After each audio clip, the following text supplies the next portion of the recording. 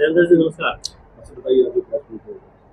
सबसे पहले तो मैं आप सभी छायाकार बंधु, पत्रकार बंधुओं का बहुत बहुत स्वागत करता हूं और बहुत बहुत धन्यवाद करता हूं, आपका आभार व्यक्त करता हूं।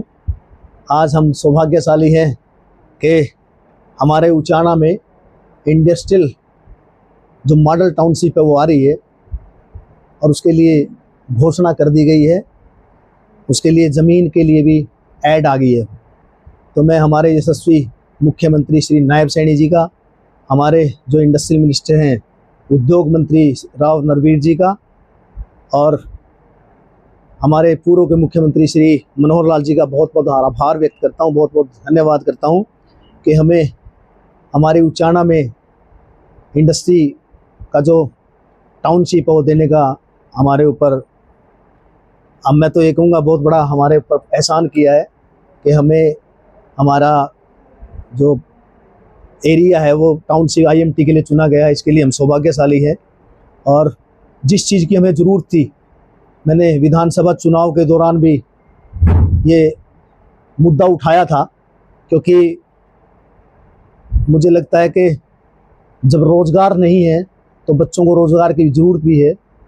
हमारे यहाँ रोज़गार की कमी थी, तो इंडस्ट्री आएगी, इंडस्ट्री डेवलप होगी तो रोज़गार के साधन होंगे, बच्चों को, हमारे युवाओं को रोज़गार मिलेगा और किसानों को भी इसका बहुत लाभ होगा। तो इसमें 12,000 एकड़ हमारे यहाँ, हम सौभाग्यशाली है। टोटल ये हरियाणा में 5 IMT जिसमें 35,500 के आसपास जो ज़मीन है, जो 35,500 एकड़ का आया है जो चाहिए सरकार को, और उसमें 12,000 एकड़ हमारे जींद ज़िले में एक किसानों की सहमति से ली जाएगी, जिसमें से लगभग 14 गांव है टोटल जिला जींद के। उनमें से हम सौभाग्यशाली है, फिर कहूँगा और आभार व्यक्त करूँगा हमारे यशस्वी मुख्यमंत्री जी का, कि उन 14 में से 6 गांव हमारे हैं। इन 6 गांव में हमारा अड़ेवा है, खंडा है, हसनपुर है, गोइयाँ हैं, दिल्लूवाड़ा है। तो इस तरह से 6 गाँव है हमारे, नगूरा है। तो इन 6 गाँव में इंडस्ट्री डेवलप होगी, IMT आएगी, इससे रोज़गार के साधन उपलब्ध होंगे, हमारे युवाओं के लिए बेहतर मौके होंगे, रोज़गार का साधन होगा। तो मैं यशस्वी मुख्यमंत्री जी का और साथ में हमारी उचाना की जनता को भी आभार व्यक्त करता हूं कि मुझे यहाँ से सेवा करने का मौका दिया। और आज सौभाग्यशाली भी मानता हूं कि एक आम परिवार से मैं होते हुए भी यहाँ पे हमारे यशस्वी मुख्यमंत्री जी की वजह से और हमारे उद्योग मंत्री जी की वजह से हम लोग यहाँ IMT लेके आए हैं। इसके लिए मैं आभार व्यक्त करता हूँ सरकार का, हमारे यशस्वी मुख्यमंत्री जी का। सबसे बढ़िया IMT जी बिल्कुल, मैं आभार व्यक्त करता हूँ सबसे पहले तो हमारे यशस्वी मुख्यमंत्री जी का।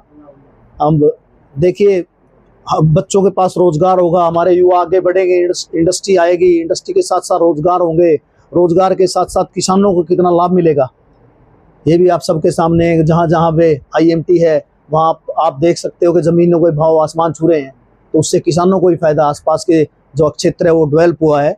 तो मैं हमारे यशस्वी मुख्यमंत्री जी का भी बहुत बहुत आभार व्यक्त करता हूँ, बहुत बहुत धन्यवाद करता हूँ। और हमारी सरकार निरंतर नए विकास के आयाम स्थापित कर रही है और ऐसे ही हमने जो वादा किया है, हमारे यशस्वी प्रधानमंत्री जी की जो सोच है, हमारे यशस्वी प्रधानमंत्री जी का जो सपना, हमारे यशस्वी मुख्यमंत्री जी का जो सपना है, 2047 तक हम विकसित भारत का निर्माण करेंगे, विकसित हरियाणा का निर्माण करेंगे। देखिए, अपराध के विषय में मैं बताऊंगा कि पुलिस अपना काम कर रही है, बहुत अच्छे से कर रही है। अब एक आज ही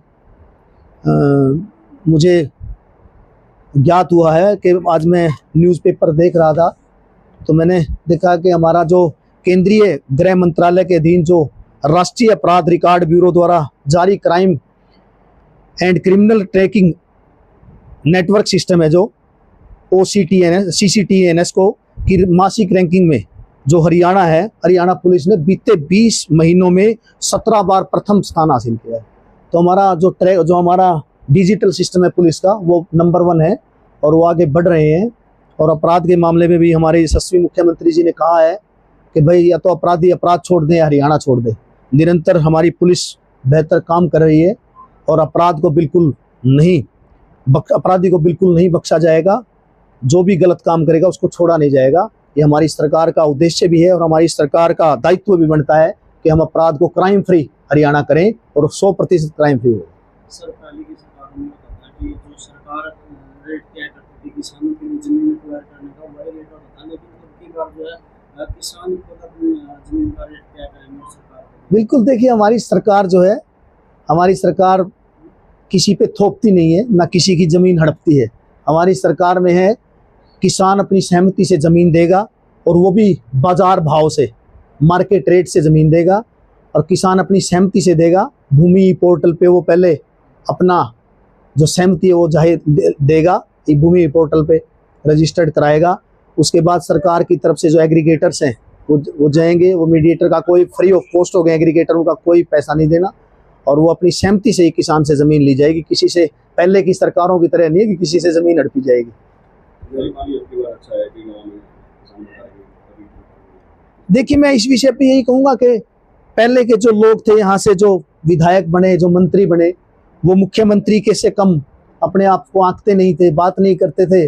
अब की बार चाणा विधानसभा ने गरीब आम परिवार के बेटे को, उनके परिवार से, आम परिवार का बेटा हूँ मैं, विधानसभा में भेजा है। तो मैंने स्थानीय मुद्दों को विधानसभा के पटल पर रखा है। जब मैं विधानसभा में पहली बार गया हूँ तो पहली बार ही मैंने विधानसभा पटल पर स्थानीय मुद्दों को रखा है। अब छोटे आपको लगेगा, मेरे पत्रकार बंधुओं को मैं बताना चाहता हूँ, जो बस स्टैंड था, बस स्टैंड में पहले के मिनिस्टर्स भी रहे, आज तक बस स्टैंड नहीं स्टार्ट चालू हो पाया था। 20 साल हो गए थे, आपसे कोई छुपा थोड़ा है। 20 साल में आपको पता है कौन कौन मिनिस्टर हैं, क्या क्या रहे हैं। डिपार्टमेंट भी उनके पास था, सिर्फ एक अप्रोच रोड की वजह से ही हमारा बस स्टैंड नहीं चल पा रहा था। मैंने 2 महीने में संबंधित अधिकारियों से बात की, उनसे डिस्कस किया, उसको कोशिश की कि, क्योंकि वैसे मुद्दा बड़ा था, काम छोटा था, लेकिन वो नहीं करा पाए। और बस स्टैंड आज सुचारू रूप से स्टार्ट भी है, शायद दुकानें भी वहाँ पे है, तो उससे रोजगार भी मिला है। चाहे बेशक से कुछ लोगों को मिला हो, लेकिन रोजगार भी मिला है। उससे हमारी बच्चे हैं जो कॉलेज स्कूल में पढ़ते हैं, उनको भी वहाँ पे बसें रुकती है, बस स्टैंड के अंदर आती है, उनको बच्चों को बैठने में सहूलियत मिले, बच्चों को बहुत बेनिफिट मिले हैं। तो मैं इसी तरह से हमारा जो कांडे वाला था इशू, जैसे एक दिन मैं गया हुआ था बड़ौदा, तो मैं वहाँ पे किसी मेरे पार्टनर है संदीप जी, उनकी मदर की डेथ हो गई, हमारी माता जी की डेथ हो गई थी। तो वहाँ बैठा था तो कुछ लोगों ने मेरे को कहा, जी पहले तो हम गेहूँ गेरने जाया करते मंडी में, तो हमने 4-5 घंटे लगे करते, आज हम 20 मिनट में गेहूँ डाल के वापिस आ जाए। छोटा काम है, लेकिन देखिए ना उसका मैसेज, उससे आम व्यक्ति के जनजीवन पर कितना असर पड़ा। अब आपकी मंडी, हमारी मंडी में देखिए, हमारी मंडी में क्या हालात थे, पानी भरा करता, तो वहाँ 50 हॉर्स पावर की मोटर का है। वो क्या था कि पहले के जो लोग थे यहाँ से बने, उन्होंने स्थानीय मुद्दों को अहमियत नहीं दी। अब मैं स्थानीय मुद्दे को उठाने लगा हूँ। एक आम व्यक्ति से मैं मिलता हूँ, एक आम व्यक्ति कोई मेरे से व्हाट्सएप पे चैट करके बताता है, जी मेरे को यहाँ प्रॉब्लम आ रही है। मैं कोशिश करता हूँ व्हाट्सएप पे उसकी, मेरे को ना किसी से हाजिरी लगवानी, पहले के लोग हाजिरी लगवाते थे, आपसे किसी से छुपा थोड़ा है, पहले के लोग तो हाजिरी लगवाया करते। अब मैं आपका बेटा हूँ, आम व्यक्ति हूँ, मेरे पिताजी ने भी यहाँ 40 साल तक सेवाएं की, और हमारी सरकार का उद्देश्य भी अंतिम व्यक्ति तक लाभ पहुंचे, अंत्योदय। हमारे यशस्वी प्रधानमंत्री जी, हमारे यशस्वी मुख्यमंत्री जी, अब हम लोग हमारे यशस्वी मुख्यमंत्री जी से सीखते हैं। रात को 2-2 बजे तक आप देखते हो, सोशल मीडिया का जमाना, हर व्यक्ति सोशल मीडिया पे है। हमारे युवा भी समझ चुके हैं, अब वो किसी के बहकावे में नहीं आएंगे। रात को 2 बजे आपने किसी मुख्यमंत्री को जागते हुए देखा क्या? हमारे यशस्वी मुख्यमंत्री जी रात को 2-2 बजे तक जागते हैं, लोगों से मिलते हैं, एक आम आदमी, क्योंकि वो आम व्यक्ति हैं। कभी सोचते थे कि भाई हमारे यशस्वी पूर्व के मुख्यमंत्री मनोहर लाल जी ने बिना पर्ची बिना खर्ची जैसे ऐतिहासिक काम किए, और आज उनके ही संदर्भ में हम लोग आगे बढ़ रहे हैं। आज हर व्यक्ति समझ चुका है, युवा तो खासकर समझ चुके हैं कि पहले की जो सरकारें थी और आज की सरकारों में जमीन आसमान का फर्क है। हमने करके दिखाया है, हमने जो वादे किए वो करके दिखाए हैं। आज सीईटी का एग्जाम हुआ, सीईटी के एग्जाम, सिर्फ एग्जाम का मैसेज क्या था, चाहे सामाजिक संस्थाएं थी, चाहे हमारे अधिकारी थे, सबने समन्वय के साथ काम किया, सबने इकट्ठे होकर काम किया, और उस इकट्ठे होकर काम का मैसेज देखिए आप। आज नायब सरकार को, हमारी हरियाणा सरकार को कितना बड़ा मैसेज गया। कभी किसी सरकार में हुआ था कि ऐसे पेपर? कोई व्यक्ति, अभी करनाल की एक वीडियो वायरल हुई थी, देखिए आपने, उसमें गुड़िया अपना जो स्टेशन था, सेंटर था उसका, जो एग्जाम सेंटर था, वो भूल गई थी, दूसरे सेंटर पे पहुंच गई। तो उसके लिए एक व्यक्ति ने कहा कि मैं वो रिक्शा करवा दी, रिक्शा के लिए फिर वो 4 घंटे उसके पास पैसे नहीं थे, तो गुड़िया ने, उसने, एक व्यक्ति ने, साथ खड़े हुए बुजुर्ग ने कहा कि बेटा मैं दे देता हूँ, तो रिक्शा वाले ने कहा कि मेरे को पैसों की जरूरत नहीं जी, मैं ऐसे छोड़ूंगा सेंटर में। कभी ऐसा देखा था क्या आपने? अभी तो सिर्फ पेपर हुआ है। जब हम मेरिट के आधार पे बिना पर्ची बिना खर्ची नौकरी देंगे और वो नौकरी मेरिट के आधार पे मिलेगी, तो उसका मैसेज देखना। आज हरियाणा के कोने कोने में बिना पर्ची बिना खर्ची की गूंज है। और हमारे यशस्वी मुख्यमंत्री जी एक आम आदमी से गले मिलते हैं, एक आम व्यक्ति उनसे सुना सकता है। देखिए, हर 100 के 100 काम किसी के नहीं हो सकते। अब मेरे पास भी एक आम व्यक्ति कंफर्ट महसूस करता है। क्यों करता है? कि उनको पता है कि मैं एक आम आदमी हूँ, कंफर्ट जोन में हूँ। तो मैं तो यही कहूँगा कि हमारी सरकार निरंतर विकास के, जो प्रगति के नए आयाम स्थापित कर रही है, और हम लोग ऐसे ही निरंतर लोगों की सेवाएं करेंगे। और जो 2047 का हमारा जो मिशन है, जो हमारा सपना है विकसित भारत का, वो 100% भारतीय जनता पार्टी की सरकार पूरा करेगी।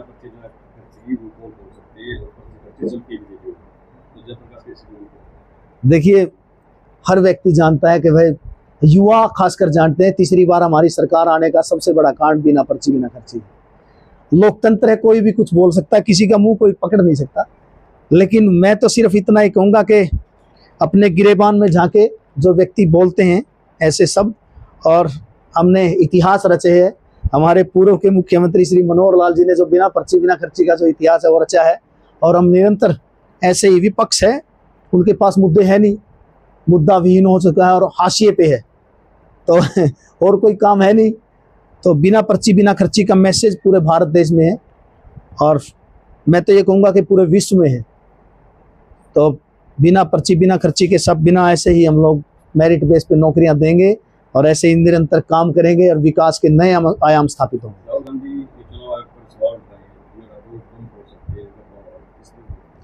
देखिए, मैं कह रहा हूँ कि इनके पास काम है ही नहीं, विपक्ष के पास कोई काम नहीं है। इन्होंने तो हमारी सेना को भी नहीं छोड़ा। अब संसद में क्या हुआ, हर सारा देश देख रहा है। तो हमारे यशस्वी प्रधानमंत्री जी का जो सपना है, हमारे यशस्वी मुख्यमंत्री जी ने जो कहा है, 100% पूरा कर देंगे। हम उसी संदर्भ में हम आगे बढ़ रहे हैं, और हमारी सरकार सबका साथ सबका विकास के साथ आगे बढ़ रही है। सबका साथ सबका विकास, हर क्षेत्र में हम काम कर रहे हैं। पहले की सरकारों की तरह नहीं था, उनको कौन सा क्षेत्र दिखता था, और पहले की सरकारों की तरह नौकरियां भी नहीं, लिस्ट बाद में आती थी, पहले अखबारों में नाम आ जाया कर। सबको पता, किसी से छुपा नहीं है। युवा समझ चुके हैं, हरियाणा हमारे प्रदेश के लोग समझ चुके हैं, ये अब किसी बहकावे में नहीं आएंगे, और हमारी सरकार निरंतर काम करे और आगे बढ़ेगी।